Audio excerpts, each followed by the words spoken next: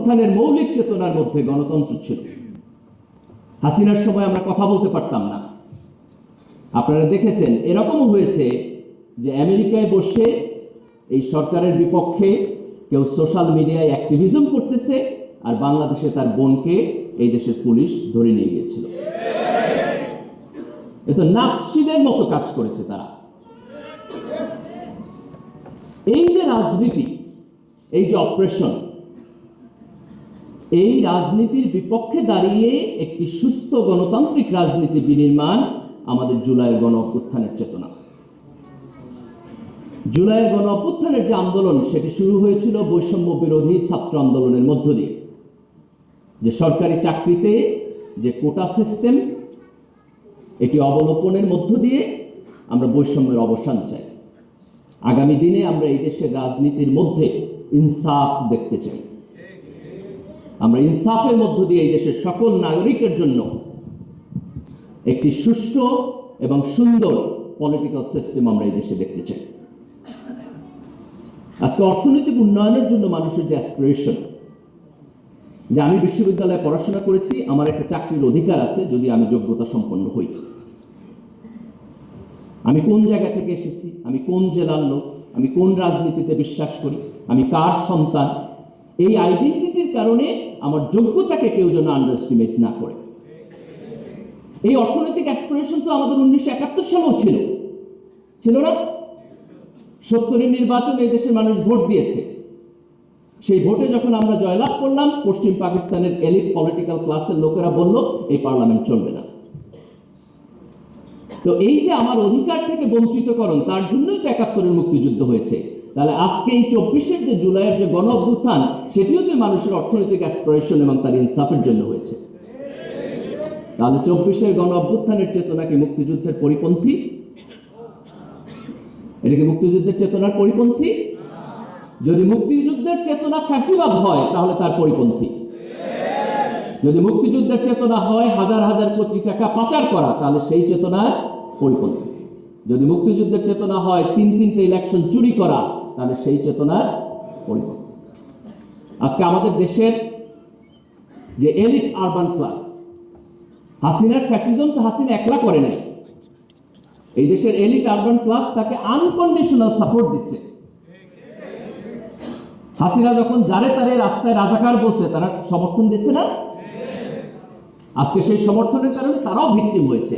এখান থেকে আমাদের শিক্ষা, আপনি যদি আরেকজনের জন্য ইনসাফ চাইতে না পারেন, তাহলে আপনার নিজের ইনসাফও সমাজে থাকবে না। আমি যদি সমাজে আমার জন্য ইনসাফ চাই, তাহলে সমাজের প্রত্যেক মানুষের জন্য আমাকে ইনসাফ চাইতে হবে। আজকে বাংলাদেশ অর্থনৈতিকভাবে যেখানে দাঁড়িয়ে আছে, আমরা তো সাউথ এশিয়ার মধ্যেও এখন নেতৃত্ব দিচ্ছি না। আমরা মালদ্বীপের পিছনে, আমরা শ্রীলঙ্কার পিছনে, আমরা ভারতের পিছনে, আমরা এখানে থাকতে চাই না। আমরা এমন একটা বাংলাদেশ চাই যেখানে আগামী দিনে আমরা শুধু দক্ষিণ এশিয়া না, আমরা এশিয়ার মধ্যে নেতৃত্ব দেব। আমরা সিঙ্গাপুরের মতো দেশ হতে চাই। আকাশ থেকে দেখা সিঙ্গাপুর না, ঢাকার রাস্তায় গাড়ি চালায় গেলে সিঙ্গাপুর মনে হইব, এরকম সিঙ্গাপুর হইতে চাই ইনশাআল্লাহ। এই দেশ এবং সমাজ যদি আমরা তৈরি করতে চাই, তাহলে আমাদেরকে সামনের দিকে তাকাতে হবে। আমরা কি করব তার প্ল্যান করতে হবে। অতীত এবং ইতিহাস এটা আমাদের জন্য জরুরি, সেখান থেকে শিক্ষা নিতে হবে। কিন্তু অতীতের মধ্যে বসবাস করা, অলওয়েজ অতীতের মধ্যে বসবাস করা, এটা কোনো ভালো কাজ না। এই দেশের তরুণ প্রজন্মকে সাথে নিয়ে আমাদেরকে সামনের দিকে যাইতে হবে। আমাদের জাতীয় ঐক্যমত তৈরি করতে হবে। জাতীয় ঐক্যমতের জন্য আমাদের কিছু কিছু বিষয়ে একমত হইতে হবে। আওয়ামী লীগের গত 16 বছরের শাসন ফ্যাসিবাদ ছিল, এই প্রশ্নে একমত হইতে হবে। এটা গণতন্ত্র ছিল না, এটা গণতন্ত্র ছিল না।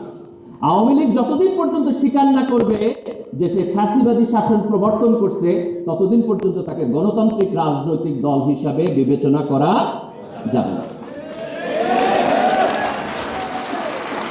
এই 16 বছরের ফ্যাসিবাদ কোন লোকাল ফ্যাসিবাদ ছিল না। আমরা 90 গণতন্ত্রের জন্য আন্দোলন করছি।